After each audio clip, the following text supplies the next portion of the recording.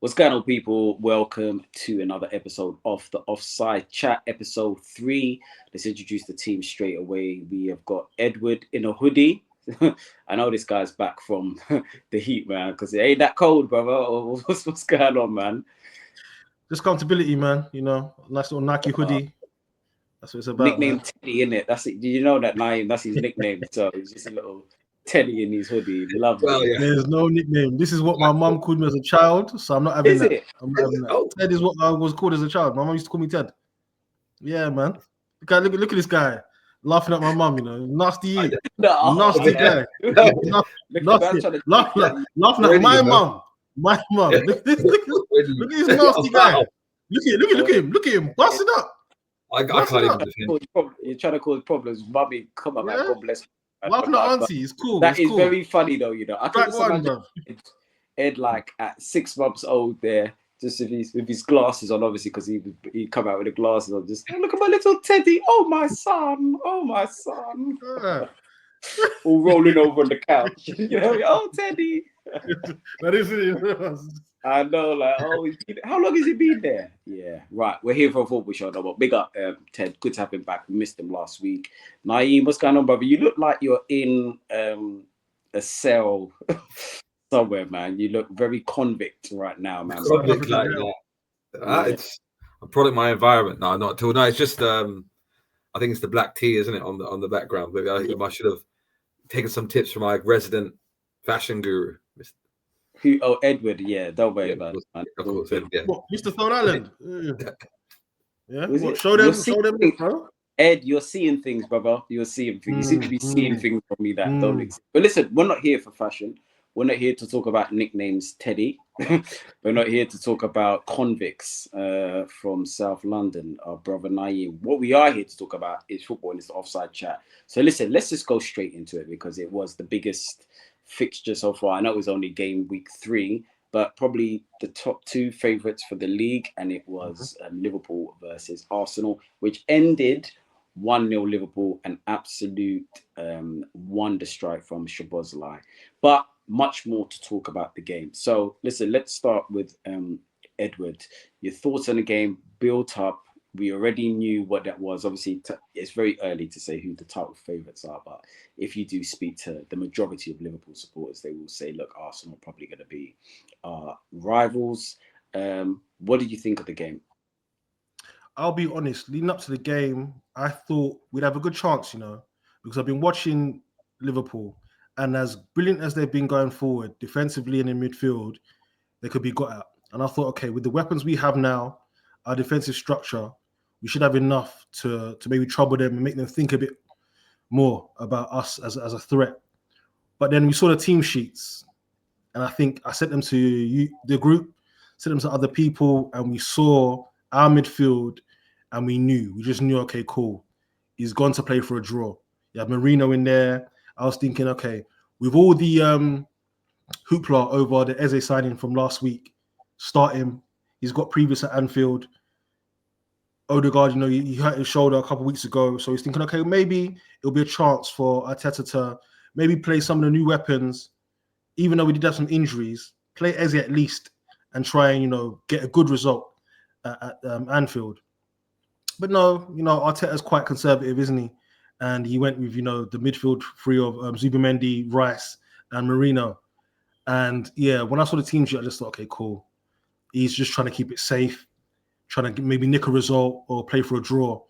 And on viewing, I would say he got his tactics right for a long period of the game, which frustrated Liverpool. Liverpool didn't really try to play for a win either.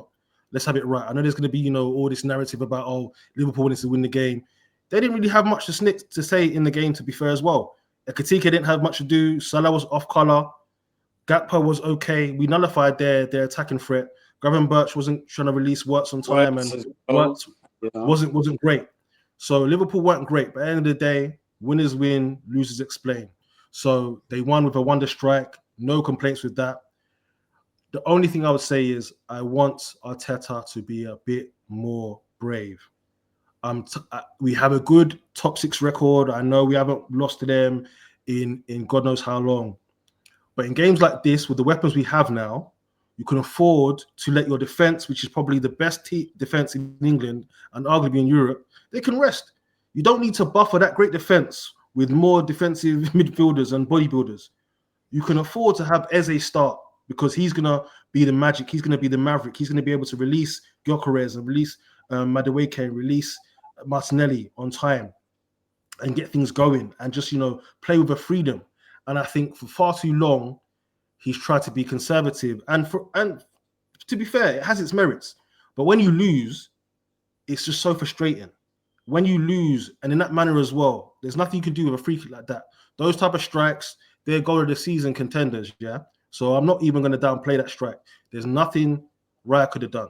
Wonder strike from a wonderful player in Szoboszlai, so it's just nothing you can do about those things. But in terms of the setup and the cautious nature, Arteta, you've got enough weapons defensively to withstand some of the best attacks. So I don't want to see Mourinho in the big games anymore. You can bring him on, when you've won the game or you're about to see the game out. But him starting, is it really worth it? I don't think it's worth it. Now you can say it's recency bias, but from now on, I want to see Eze starting in the big games and things like that. I just don't want us to be too scared to win. And I think that's what Arteta's like. I think he's very, very scared about winning. Or sorry, not scared about winning. He's scared to lose more than he is to win. And I don't like that mentality. I think we've got enough weapons and enough talent to see things through in the big games. I really believe that. I agree. I mean, yeah, listen, you've made some fair points, and you seem to be echoing, a lot of people's thoughts online. One thing I would say, though, is that, look, I think the fact of the tone of the game, how tight the game was, how little chances or clear-cut chances they were, the fact that, Ekitike, Salah, they've literally, no matter how bad Liverpool have been playing, they're just doing their thing, they're just unstoppable and they just continue to do their thing. So I think it's a testament to both teams that, I know it's early and it's only game week 3, but those two for me so far are going to be the ones who I think the Premier League title will land in, because I saw the respect there for both teams as well. It's like nobody really wanted to take too many risks. Yeah. Now, the onus was on Liverpool, really. They're at home. They're at Anfield. They're a cop end. So I know everyone's saying, Arsenal played quite negatively or defensively. But if that's the case, you got to come at us. And to be fair, for 60 minutes, they had no answers for that.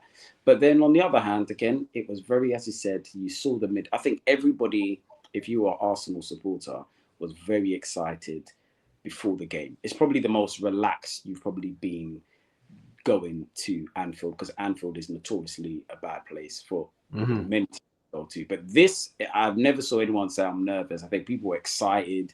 People were trying to make up who is going to be starting. Is it going to be, non on the left? Is it going to be Eze in the 10?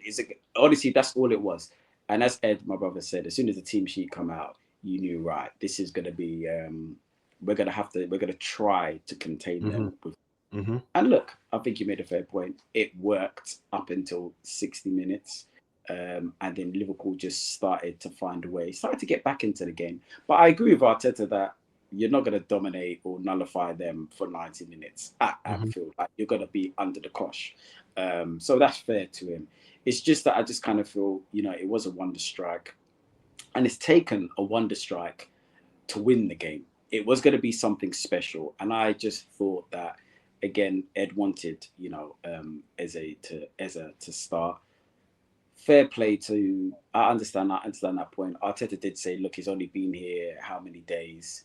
So all I was wanting to see to be done is the fact that after 60 minutes, Liverpool started to get into the game. And I just thought, Szoboszlai at right back, Gyökeres was having a really tough time against Madueke, which we'll talk about his performance in a minute.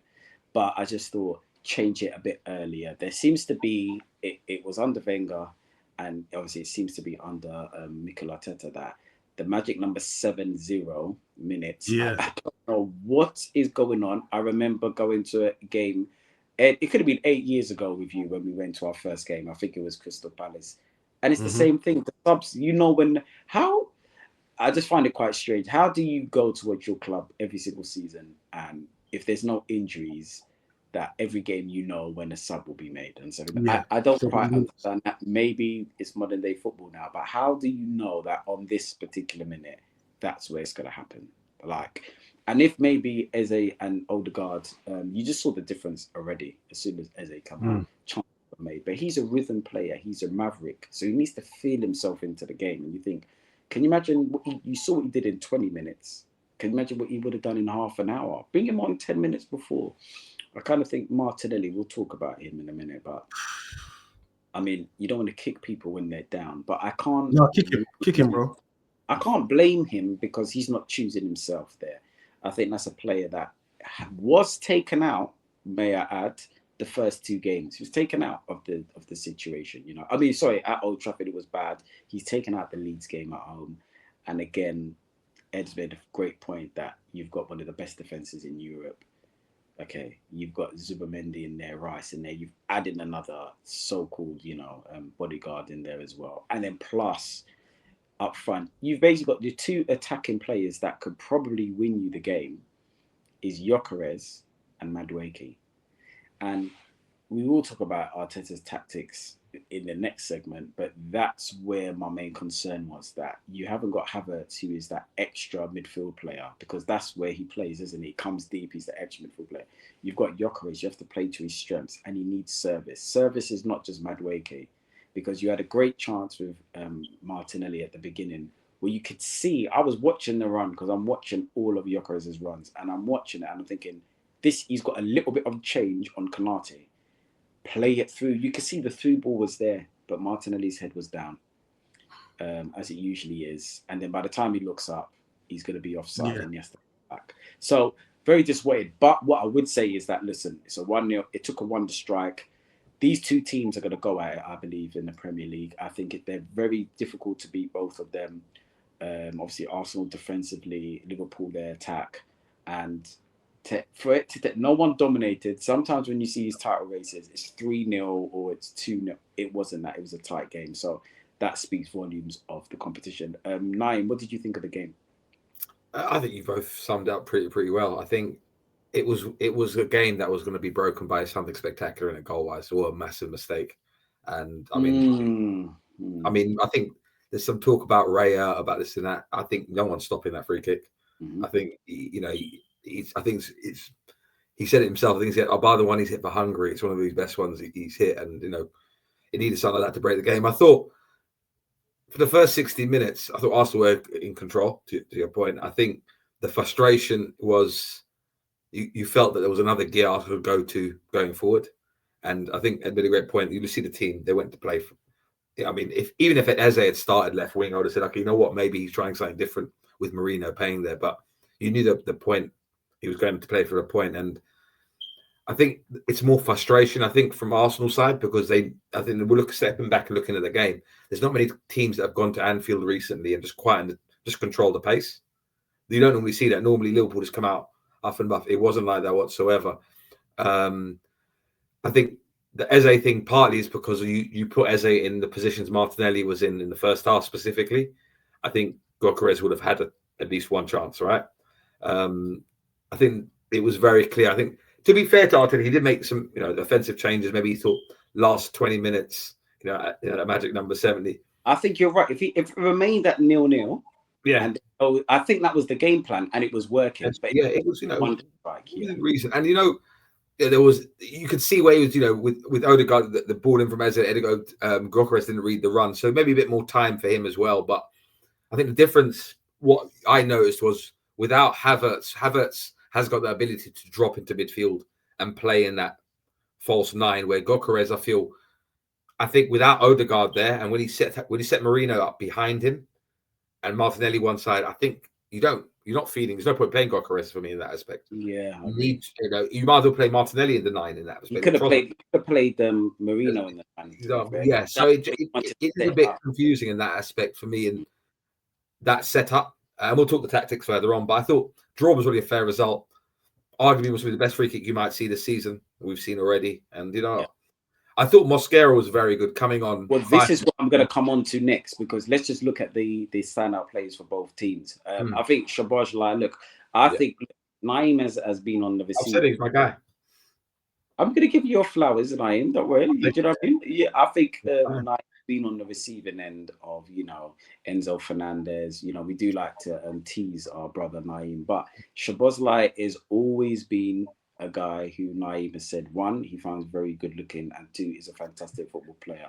And to be fair, I'm not going to agree with the first, but you're right. He has stepped up. Your boy stepped up, to be fair. He's been looking good. Right back. I don't think he was tested, but neither there or here. It was a great game. Interesting thing, if you saw, I think Konate said, I think in the interview, where second half, because Martinelli, I hate to, Ed will appreciate I'm kicking him when he's down.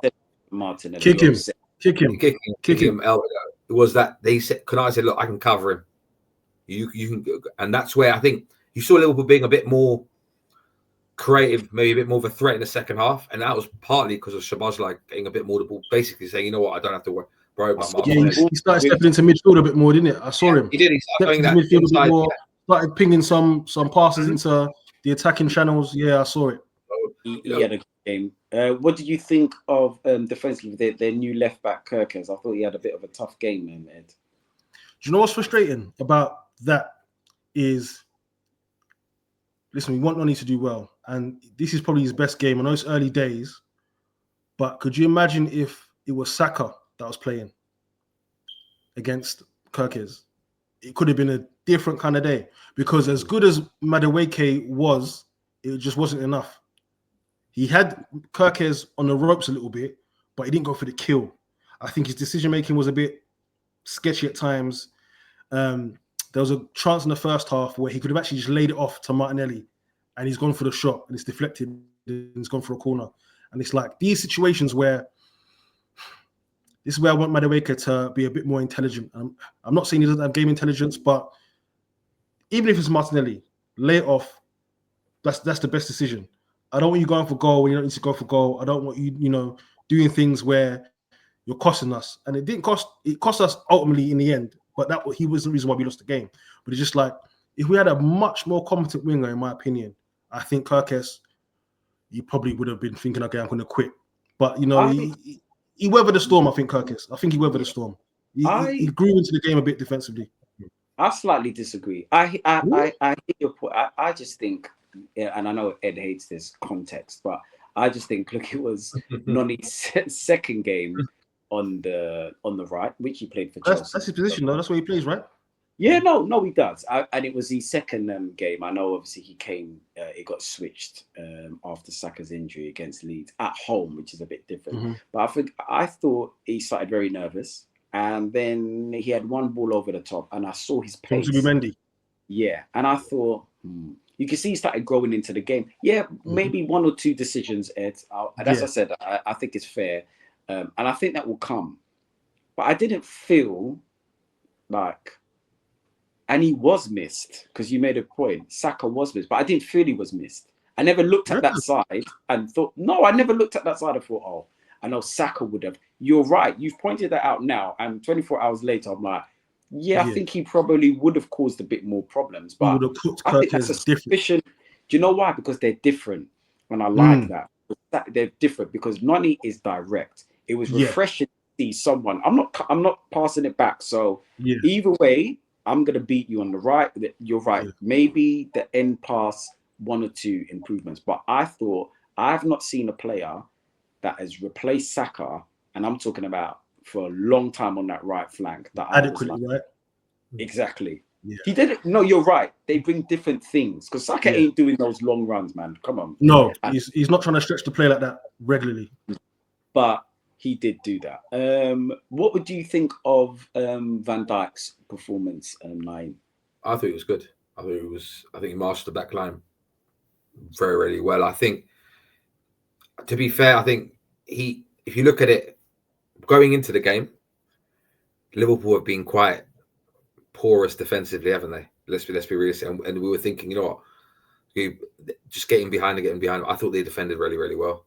I think Arsenal played into it a bit with the way they set up, and we'll discuss that a bit later on. But I was impressed with Liverpool defensively. Kirkes, I think both teams defensively were good. I think both teams nullified each other. I think that, to your point, I think it was said earlier, the respect was very clear on either side. I just felt that with Liverpool, I thought we made a great point about Noni. I thought they could have fed him a bit more. Every time he had Kirkus on toes, and I was like, you know what? That's the out ball. Just keep feeding him the ball. Just give him the ball because Kirkus is great going forward. And one thing that impressed me, I didn't know he was just quick. We know Kirkus is very quick, but Madueke just. I didn't know he was that quick. I didn't know he was that quick. I didn't know he was quick. Start feeding it. Yeah, And I thought I didn't think he was that quick either, Madueke. Yeah, he was rapid. So I thought give him the ball a bit more, especially. But I do think then Liverpool did realise, Martinelli was ineffective one side. And again, Arsenal came a bit all right side. And without that passing into Gokeres was lost up top. So I thought, as well as they defended, which they did, I don't think Arsenal tested them as they could have. Well, we know, I mean, it goes back to tactically not having, a creative force in there. Look at it, you did mention Mosquera. I want to come in. I know I mentioned him earlier. To him to come in after 5 minutes with Saliba's injury. Yeah, and Saliba rolled his ankle. He looks seasoned already. Is that official Saliba injury? Yeah, well, ankle. Said that he rolled his ankle in the warm-up, and then. Obviously he said, look, I think I can play, and that's why it made sense because Mosquera was ready as soon as Saliba went down, and I thought that's quite strange, the fact that he's ready to come on again. And obviously Arteta confirmed it that look, he rolled his ankle and said, look, I think I'll be okay, but Arteta was looking at him like, I don't think you will, but look, fine. But you're right, Mosquera, look, I've seen him live pre-season. I liked what I saw. He can actually play right back as well. His physicality, he's tall, he's quick, and again, years gone by, this is why it's so frustrating with the result, because years gone by, Saliba going down, we're getting peppered 3-0. And that was the difference. Because remember, when Saliba went down, I think my brother and Ed, we were at the game, the Sporting Lisbon game in Europa. Yeah. Went down and the season was done. It's done. The points got gobbled up and title race was over. Now, at Anfield, against the champions, Saliba, one of the most sought-after centre-backs in world football, goes down. You're probably licking your lips. There was no change for Ekitike. There was no change for Salah. Like this Mosquera, he has no right coming into a game of that magnitude, because I've had, Rob Holding come in there. There's been other players that have come in there. And for that young boy to do that, honestly, it was fantastic. And I think you're right, Nine. It was a very, very good performance. Moving to midfield, Ed. So you had Zubimendi. Again, what were your thoughts? Because I kind of thought he was very, wasn't very his best good. game. He started well, but I think the pace of the press. game, it started. And look, it's difficult at Anfield, but what do you think about the midfield players? He was all right, Zubimendi. Nothing special. He had a couple of good balls out to Madueke. He released them early. I like that. Some good touches, but I thought as the game wore on, I think the physicality and the speed of the game, it got to him a little bit. There was an unfortunate slip where Reyes played it into him. He slipped. Van Dijk's nicked the ball. And if Van Dijk was sharper, he goes to goal and it could be 1-0 early on. So those are the little things we have to worry about a little bit. But I think early days was Zubimendi. Again, wasn't anything to write home about. He was okay. He was okay. Rice was okay. And Gravenberch, I thought they were quite normal as well yesterday. Gravenberch didn't do much. His lack of passing to try and help Wirtz out and release Wirtz was nullified. Really, he's not a passer. He's more of a driver with the ball. Gravenberch. So neither team covered themselves in glory, as we can see, and that's probably why it's very frustrating overall with Arsenal, because it's not escape there, lads, because we're trying to escape. There's one player that is the British transfer record. Listen, I've spoken to all of my Liverpool fans, all my Liverpool fan friends. I told them, I said, listen, we will be there. We will be there on Wirtz, because I was hearing all sorts. I was hearing top 5 in the league already. He's going to show everyone what he's on. And listen, it's been 3 anonymous showings, man. 3 anonymous showings. He grew into the game a little bit. I know he had that shot on goal where he's flicked it over the defender and he's hit it first time against Raya, but Raya's been equal to it. But I'm not impressed. I was never like the biggest Wirtz fan. He had a name, and obviously when you pay that kind of money, you're expecting something. But I didn't think he was going to be this average, to be fair. I'm in the Shirky camp. I'm in the Shirky camp. Yeah.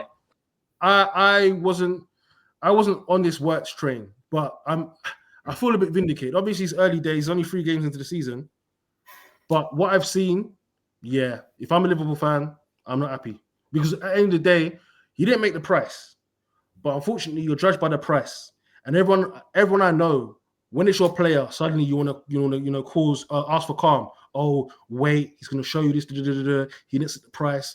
But when it's a rival player, and you find out how much a rival team has paid for that player, you don't give them no grace, no time. So all the Liverpool fans saying, "Oh, listen, it's be easy," and so what? He cost 100 million. He didn't set the price. Shut up, man. Shut up. Your player is stinking. Your player is not playing properly. He's not showing us anything. It seems like the pace of the league is too much for him. The physicality is too much for him.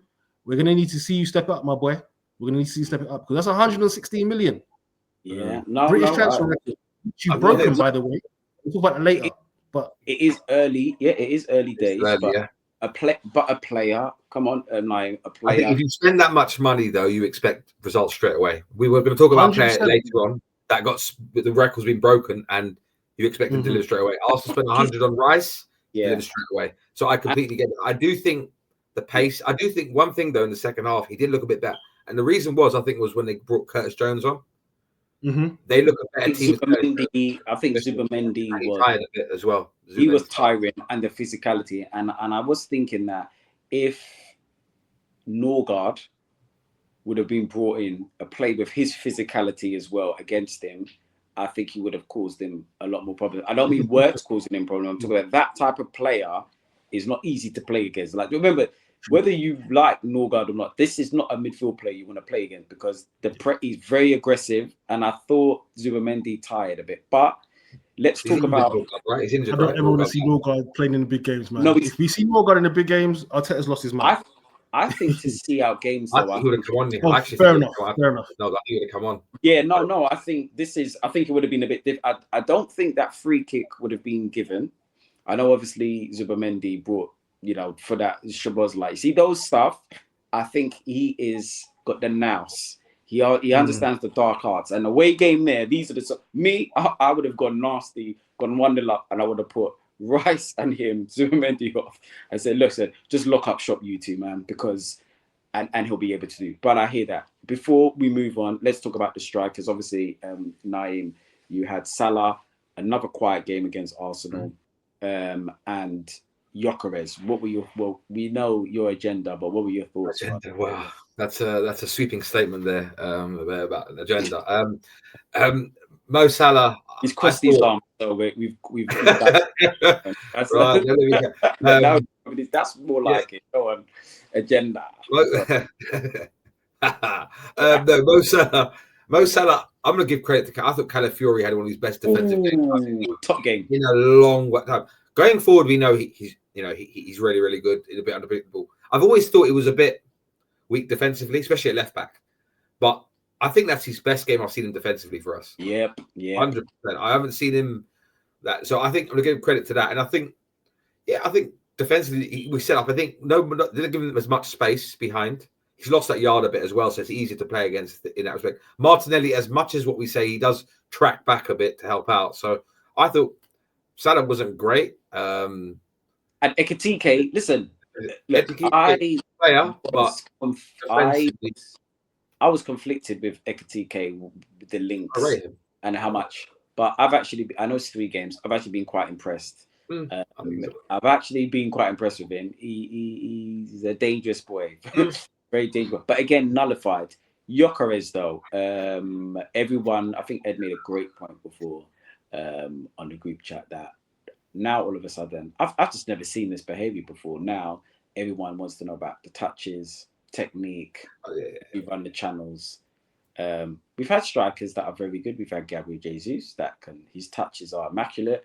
Even yesterday or 2 days ago, as I was watching a YouTube and it was talking about the plays, and you had Miles Lewis-Skelly and you had Wanyeri, and they said, who's the most skillful player at Arsenal Football Club? They didn't speak. They just both wrote Gabriel Jesus. Like, everybody knows. That's what the other players think. However, we were told we want a goal scorer. So you've had Havertz. He dropped into the midfield. He's link-up play as well. Again, we need a goal scorer. You get a goal scorer now, and now we're interested in touches, how he plays, his technique. Naeem, please elaborate on this. What were your thoughts? Elaborate. Well, no, I thought you were talking about the press. I'm not thinking about myself. Look, I think I've been pretty fair about it. I think Arsenal, the way, and I've said it. No, yeah, no, and I asked, no, yeah. How dare you, Bodie? How dare you? Naeem, your Imam is watching, you know. Don't lie. Your Imam is watching. I'll go to the Twitter mosque and speak to myself, you know. Be very careful. Yeah, come through, brother. You're more than welcome. You're more than welcome. Be very careful. Yeah, you need to be very good. No. Go on. But all back to Gyökeres. I think I made some bet. I think the Arsenal team's not the way, especially the way Arsenal set up on the week. There's no service for the guy, and that's what he does, right? And my view with Gyökeres is not that I don't rate him. That I think he's the wrong striker for Arsenal, right? Because especially the way Arsenal play and the way Arteta sets his team, you need to do a bit more. And I think he hasn't got that about him as a player. However, he hasn't had any chances in the two away games, to be real. I'll give him his credit. And if you don't set the team up, I said it last week, he needs Eze and he needs Odegaard to play, and he needs to be fed the ball, right? He does make good runs, but he's not getting the ball. And I think the prime example, first half, Mark, how many times everyone was screaming past it, but we knew what he was going to do, right? You made a great point again. This is my view on Gyökeres. I'm not trying to be, and so I'll stick with it. I was a bit concerned. I've watched him a couple of times. I've watched him now quite a bit now, a little bit in pre-season. The first how many games he is making the runs, you know. Yeah, he actually, you don't make that many runs, but he is making the runs. He's just not being found. I think, listen, he plays against Gabriel and Saliba. Yeah. And then you've got Konate and Van Dijk. You're not going to get many better defenses than them two centre backs. And the fact, I just feel that there was just not enough service for him. And I still think he's a little unfit, but I thought it wasn't a bad performance. Right, we are going to move on. Liverpool, Szoboszlai, winning goal. We get that. But what has come under a lot of scrutiny is Arteta's tactics. Ed made a great point, so we'll start with him when he said the game plan was working. Now, if he pulls off a 1-0, I think many would say, I didn't like that performance, but you know what? He knew what he was doing there. I find it strange that he went that way, Ed, because when I think about the games before, I think we was unbeaten at Anfield for about 3 years. So there was 2-2. We went 2-0 up. So I thought, okay. Then it was 1-1, where it was Gabriel with the header, and then obviously Zinchenko just let Salah just turn and take a shot. And then, so I'm thinking, and then 2-2 again, because obviously they went 2-0 up. I mean, the league was done, and then you had Trossard and Martinelli.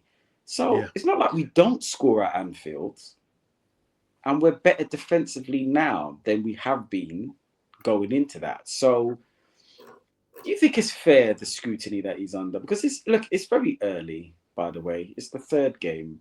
You've gone to Old Trafford and you've gone to Anfield. Not a lot of teams get change out of them. You've got 3 out of 6. So, I mean, what's your thoughts on the tactics from Arteta? Scrutiny he's getting on. I think with the scrutiny online and by the media, I think it's because there's a level of expectation now with Arteta. He's had a lot of money to spend. He's finished second 3 times, and I think it's the expectation that now he has to deliver by the media and a section of the fans that this is the season where you have to bring it home. You either have to win the Premier League, or go far in the Champions League, try and win that. And I think that's what people are conflating. Now, like I said earlier in the show, he tried to play for a draw or nick a 1-0 win, right? And for a long period of the game, it was working. Now you end up losing, so your tactics come under scrutiny, rightly so. But we've seen Mourinho do this. We've seen, other managers set up quite defensively to not lose the game and try and nick a result. Conte does it. A lot of Italian managers do it. It's a very cautious way of making sure that if you can't win the game, you certainly don't lose. So I think he's employed those tactics. Where the frustration lies with myself, and I'm guessing with you guys, is we've already got the best defense in England and possibly in Europe. You've got Rice there. So you've got extra protection for the back four. The back four isn't even a back four where it's 2 centre backs and 2 full backs. They're all centre backs by trade, really. I think maybe only Timber's a full back. The rest, Calafiori is a centre back. And he plays centre back for Ajax. He plays centre backs. Sometimes plays centre back for his home country. So again, you've got 4 centre backs essentially, and then even Ben White, if we're being real, he's a centre back that plays right back. So you've got 4 centre backs. You've got arguably the best 6 in the league in Rice, even if he doesn't play there anymore. But on his day, he's the best 6 in the league. So you don't need to have Zubimendi and Marino. You could have sacrificed Marino for a bit more guile, a bit more nous, a bit more attacking flair in Eze on Nwaneri to release the game, to break it open a little bit. And listen, he's the manager. He knows more about football than I do. He knows more about his team than I do, right? So he would know why he went with that. But at the end of the day, you lost. So people have a right to think, okay, why didn't you go for a bit more? Like you've seen Martinelli, unfortunately, smell for 2 seasons. I know you shouldn't kick a man where he's down, but I'm going to kick him when he's down. He has been woeful. He's on 185 grand a week. You're paid very, very handsomely, and you're serving up rubbish. You don't dribble with your head up. You dribble down. Your decision-making is poor. Your goal return is poor. So it's like, how long do you persist with this experiment without making sure that we get, something better? Because we, as Arsenal fans, have been very, very patient with Martinelli, right? So, and it's time to deliver, man. The team has gone past his level. So, again, Arteta, you have to think about, okay, what can I do to make sure that we are better and we can finally win the league? Because it's been far too long. You've come second 3 times. Okay, that's great. We need to kick on. So I think with these tactics, it's okay if you win, but when you don't win, questions are asked. Obviously, questions will always be asked. No. Listen, I hear that. I think you've made some fair points there. A lot calmer than yesterday. Yesterday, heat of the moment, you're vexed, but 24 hours later, you got some time to reflect. A lot more balance. You know what I mean? Balance is key. As I get older, balance is key. You know what I mean? But this is a situation where your back's against the wall. There's an issue at work, and this actually reminds me of Only Fools and Horses. If anybody remembers that episode where he's really giving it to Rodney, saying, "Listen, look, you've got to really back up Cassandra in there. She needs you. She needs strips. Doesn't need someone crying and going. And then, all right, cool, let's go in there." Because Ed was very different yesterday. A lot more calmer now. Just he's had time to. 100%. But it's fair. Listen, I don't think I have to add too much more to what you've just said. And these are the fine lines. As I said, I just think you've got a lot of weapons at your disposal now. And I just wanted it to be changed. You did the right thing. Listen, if you want to start that way, we controlled the game. So look, you've won that argument. We've controlled the game at Anfield. It's not been a tennis or basketball game back to front, but you've controlled it. I just wanted those subs of Eze and Odegaard to be done earlier. And then I believe if they were done earlier, it would be different. But again, listen, look, he's got a great record against the top 6. Again, that's what he would point at. Right, we could continue to go on, but it has been the transfer deadline deals that have gone through. Naeem, we've got some interesting deals. I'm just going to fire them at you. Obviously, let's start with you, Naeem. And the number one, obviously, is probably one of the biggest transfers of the summer so far. Closure to Alexander Isak. Thoughts on that? I thought Newcastle were going to hold out. They come to the last day. I thought, hold out, man. But they just... I think 120 plus 5. Is it 130 mil, wherever it is? 125, is it? Something like that. Record. I mean, he's the best striker in the league. I think anything... You think he's better than Haaland? All round, yes. All round striker, yes. I think if you could pick any striker playing in the Premier League going into the summer window, all cost the same amount of money, you would have picked Isak over Haaland any day of the week for Arsenal, right? Would you pick Haaland over Isak? Arsenal? Yeah. For Arsenal, maybe because we've been spoiled with having top strikers that are also top players, but it might be 50-50. I think the stylish snobs will choose Isak, but I think if you're talking about sheer output, you can't go against Haaland, man. These numbers are crazy. Yeah. It's crazy. He scored 88 goals in 100 appearances. I'll still stick my opinion, and my opinion is quite quite on point at the moment. So back to I think he's a great signing. I mean, I think look, Liverpool needed a striker. They've gone and bought some of the best available one there. It was going to happen as soon as he threw his toys out the pram when he went on strike. It's always going to happen, right? The player power's there, especially with somebody like that. They would have lost value out of it. So I'm not surprised it happened in the end of the day. I think if TK, who started the season really well, I'm thinking, okay, where am I playing left wing? Because I know he can play from the left-hand side. So I think it just got options, man. Now they've got options. We talk about, it might even be 4-4-2. You know, those two can play off each other. 4-4-2. You know, we can play from the left. We know he said it. Yeah, Kitty said himself he can play from the left, and I think it's a great signing for Liverpool, right? I think considering how offensively strong they are anyway, to add him, I believe he's got the number 9 shirt as well. So yeah, good signing. Another one that was interesting, Ed, was Unai Emery with Villa. I mean, they were woeful against Crystal Palace, but one thing that really did make me laugh, and it did make me cackle a little bit, was when you're getting new toys coming. So it seemed like he wasn't even bothered about that. Of course, he's bothered about the game, but they were asking him. He was just like, Marco Bizot. He goes, we need to wait until tomorrow. Hopefully these situations will happen. We have to wait until tomorrow. And lo and behold, look, you've got Sancho on the way there. You've got Harvey. Like when you could just tell, like, keep your cards close to chest. He couldn't even contain it. He was basically just saying, look, I've just lost 3-0. Let's talk about that. You're literally just thinking, we need Marco Bizot. But the funny thing is, Martinez is playing, right? Yep. His Leeds United fell through. Yeah. His Leeds United fell through. That is, so that's interesting. But what do you think of that? Look, quite the journeyman now, Sancho. But when you actually think about it, still got Morgan Rogers. You've got Harvey Elliott now. You've got Sancho there. That's some real techie players there. How do you think it'll work out? With Sancho, this might be last chance saloon. I don't know. It's very weird because Chelsea didn't want you. Borussia Dortmund didn't want you. I don't know if they were, with the Dortmund loan especially, I don't know if it was a loan with obligation, but United clearly don't want you. The reason why you haven't gone to a team permanently is because you're on astronomical wages. Now get your money. I'm more in favor of people getting their money. You signed a deal for that kind of money, so you deserve to get paid that kind of money. But I don't know where he goes now, because if he doesn't do well at Villa, what are his options? So is it Saudi? Contracted to Chelsea. Is it? How much was it actually? Did it go through as a transfer or did it? No, so it was a loan with I think if it went, so it was a loan with a 20 million option to buy at Chelsea.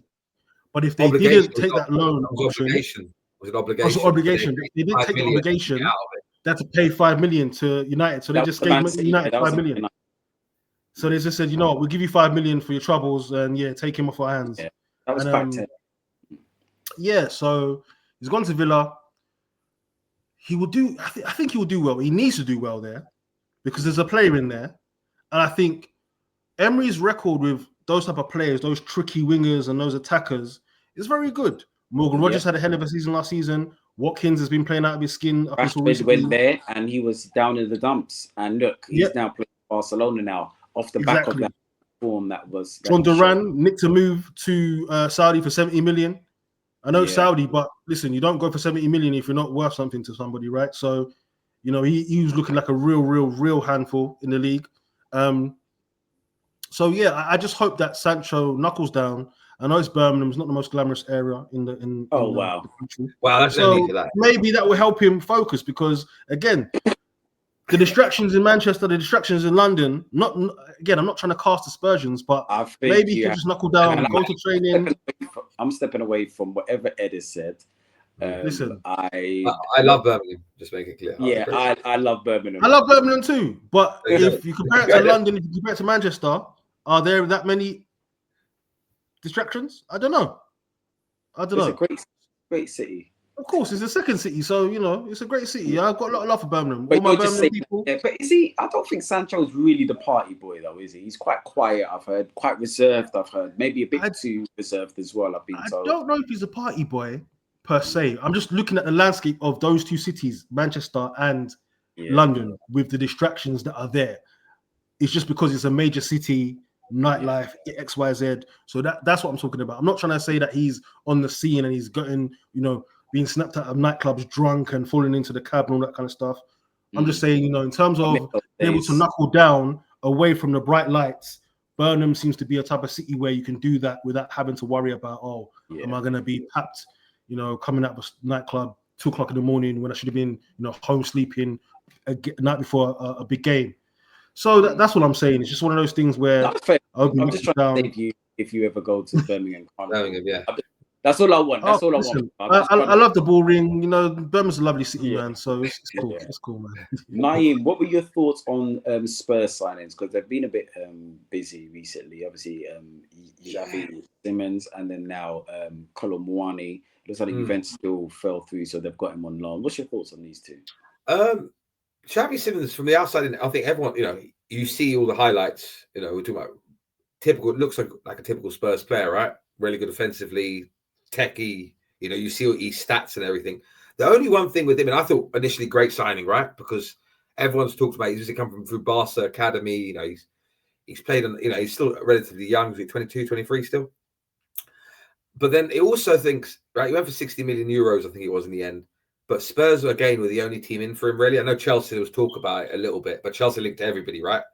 So the only thing, what question mark I have him is, why is it only one team in for him, especially with someone of that alleged talent and ability. But you know what? I think it's something they need, especially with that Maddison. Is he out for the season, isn't he? Maddison looks like. Obviously, they wanted Eze. That hasn't happened. So I think decent. Kolo Muani, he confuses me sometimes. Sometimes I see him and I think this guy is unbelievable. Like, especially normally when he plays for France, bar that chance in the final. But then I see him, and that's even for Juventus when he was on loan. I saw him; he was pulling off the skills. He was looking a great player. But sometimes I see him, and he just looks pedestrian at best. Very confident player. He's your starting striker for Spurs now, isn't he? And I agree with you, Naeem. And this isn't any me trying to smite Spurs, but I agree. Like, this has got, the sign of one of Batman's greatest rivals. Question marks all over both of those signings for me. This is a Riddler signing on both. And the reason why I'm saying this is I'm concerned because, look, if Eze is the one that you wanted as the number 10, I think they would have taken him coming off the left as well. That was your number one target. You didn't get him. Obviously, Maddison is injured. Xavi Simons been linked with Chelsea. If Chelsea, and look, this is no disrespect to Spurs.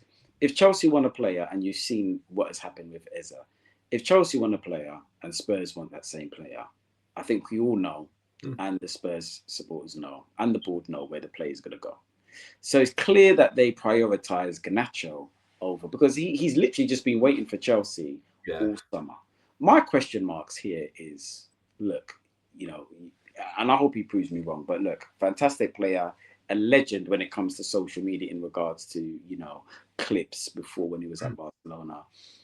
Both players did not make the grade at PSG. And you've got Barcola, you've got Doué, so you don't do that. Then you go to Germany. I think Muani went to Frankfurt, right? Is that correct? I believe so. I think. Yeah, and then you've gone to Leipzig, and I'm like, I don't know. Muani went from Frankfurt to PSG. So it's a Frankfurt to PSG. Then you go on low. I think Muani was linked with everyone. I think if you remember January, he was linked with United again. I'm thinking there's a lot of being linked with people, but nobody is actually saying, let me take the gamble. So for me as Spurs, look, I understand we all want signings at the end of the day, but it does seem that there's a lot of question marks. They've got to prove themselves here. That's the thing. I've been seeing a nasty narrative of, Xavi Simons, he's younger and he's played at a higher level than Eze. But look, there's no point lying to yourself about the situation. Right. Like, you haven't seen enough of him. And there is, and as you made the point, how many other clubs were in for him? It's clear Chelsea have stepped away. If Chelsea wanted him, they would have got him. Like João Pedro, bam, done. Delap, Man United, done. Garnacho, Napoli. This was weeks ago, or even over a month ago. Napoli, that was their number one target. and he was like, "No, I'm just gonna wait for Chelsea." So it's gonna be interesting. And it's going to be exciting. That's what I'm actually really intrigued to see Xavi Simons there, to see how he plays there. So that's going to be interesting. Chelsea, Ed. We're used to Chelsea, Fernando Torres, Shevchenko, Ballack, Essien. It seems a bit different, this ownership now. Seems to be going for a particular age player. Have you been impressed by them? Obviously, it looks like João Pedro started off very well. He's been a surprise signing. But they've gone for Garnacho now. It's interesting because this is the second so-called misfit that they've signed from Manchester United. What are your thoughts about how they've gone about their business? I honestly don't understand it, man. I really do not understand why they do what they do. Because, okay, can I ask you a question, guys? Is Garnacho that much better than Madueke? I don't think he is better. I don't think he is at all. Is Gittins, from the very little you've seen, is he that much better than Madueke? No. I get the Gittins one because of the Mudryk going missing. Let's not forget. So bring one I in. understand from like a profile, but in terms of like player for player, output per output, I know it's not fair because Gittins hasn't really played in the league yet, but what you've seen, does he strike you as a better player than Madueke? I just want to know. I haven't seen enough. I don't believe. I can't comment on that. I don't. Listen, he's not a better player than Madueke, but I think what I'm seeing from Chelsea, and it's clear from their transfer. So I'm gonna obviously come back to you now.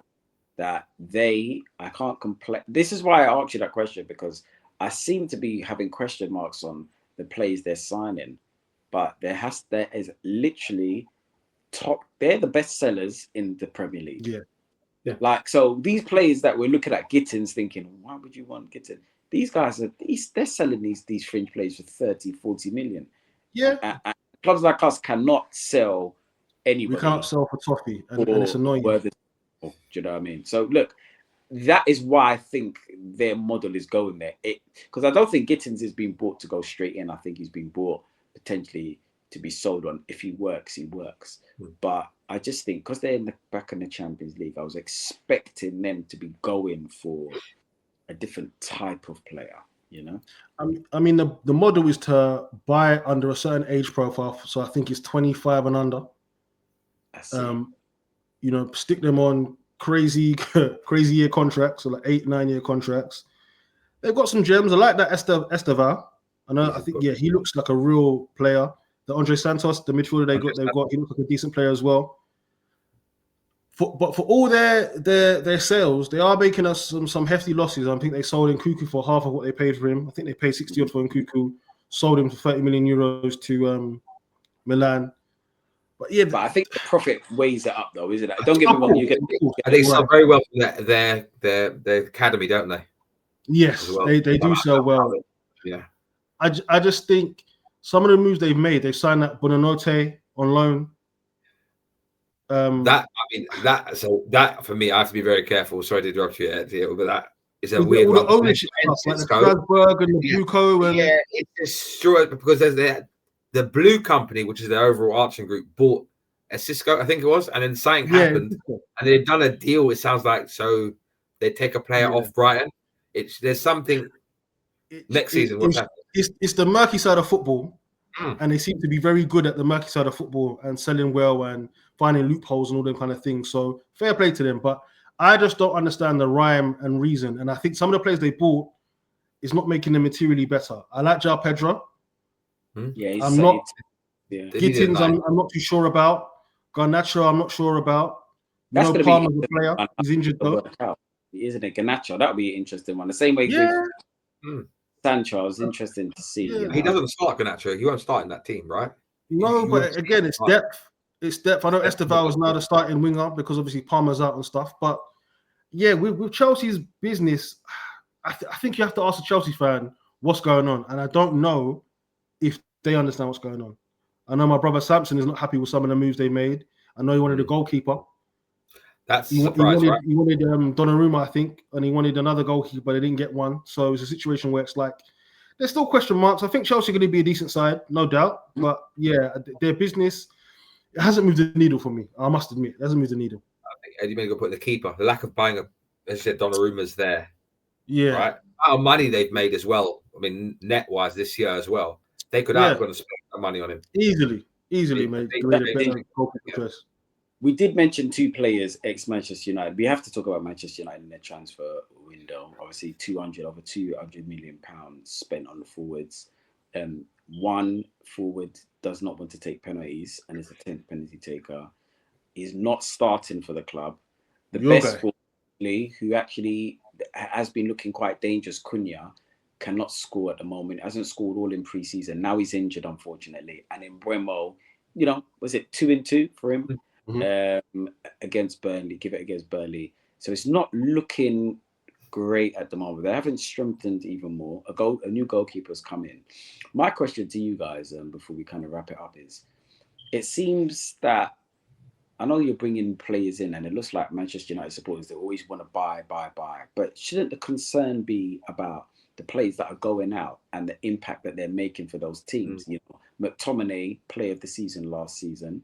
Obviously, Sancho went to Chelsea. The fact that, I know it didn't work out, but the fact that he got a move to Chelsea, you should be thinking to yourself as United, hold on a second, this guy should be playing. Why are you going in for him? A top club like you, why are you going to give him an opportunity? What's going on here? And you've already got him on your books. Rashford is currently playing for FC Barcelona. I think that is the biggest middle finger up to anybody that has questioned Marcus Rashford. Garnacho now has moved to Chelsea. That is another one. Like, if I'm that bad, how come I'm at Chelsea now? Playing Chelsea. There's something gravely wrong here, isn't it, at Manchester United? Kobe Mainoo can't get into the team. I think seemed to be the straw that has broken the camel's back with the supporters. It's just mind-boggling what's going on there. And again, they've spent a lot of money this summer, and I don't know is it improved? Like, what's your thoughts? No, it hasn't improved. Go. Yeah, it hasn't improved. You put lipstick on a pig, but it's still a pig.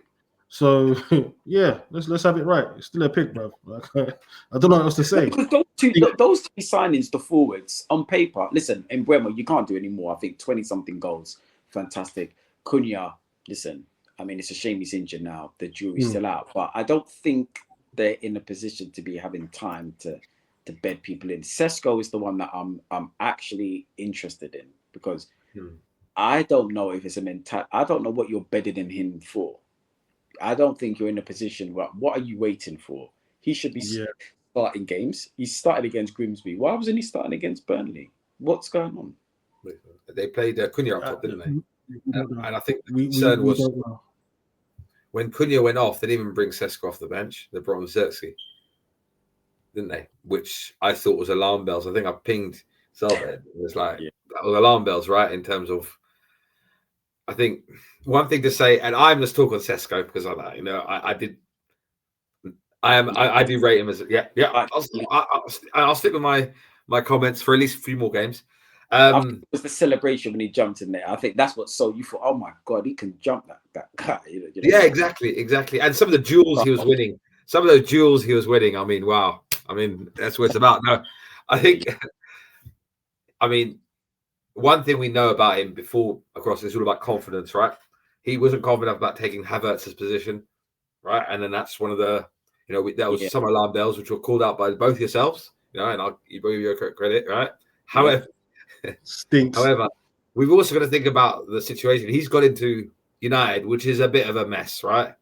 He isn't the most confidence guy whatsoever. It sounded like with the penalties, he didn't want to take one, but Amorim said, no, you can take one at the end. So how he hasn't got that much confidence as it is. He looks like a confidence player, and then you got your coach pushing you back, not filling you with confidence. It's not really going to help him, right? In that aspect. I do hear that. Unfortunately, now I know you want to do your Sesko defense, but Amorim said he should take the last one. It's usually the 5th, but I don't know how. Exactly. I'm confused. Maybe last.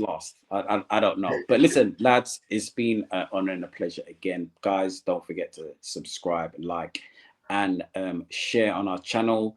Ed, you get tucked in now. I know you're quite cozy in your hoodie, so put your hot water bottle on and get into bed. And Naeem, Behave yourself about tucked in.